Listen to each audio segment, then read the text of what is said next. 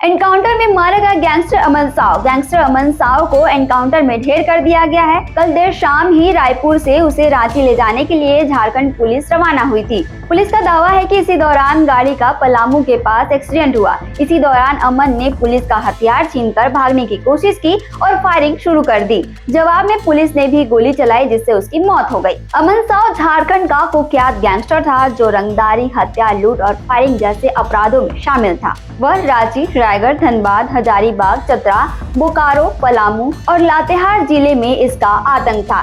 झारखंड के 8 जिलों में 50 से ज्यादा केस दर्ज थे। कोल माइनिंग, ट्रांसपोर्ट और कारोबारियों से रंगदारी वसूलता था। फायरिंग और धमकी देकर कारोबारियों में दहशत फैला रखी थी। 7 मार्च को रांची में कोयला कारोबारी विपिन मिश्रा पर फायरिंग हुई थी। हमले की साजिश अमन साव ने जेल में ही रची थी। इसी केस में पूछताछ के लिए रांची पुलिस ने उसे रायपुर से रांची ले जा रही थी। पुलिस के मुताबिक अमन साव जेल से ही वर्चुअल नंबरों के जरिए अपना गैंग चला रहा था। अब एनकाउंटर के बाद उसके नेटवर्क की जाँच की जा रही है।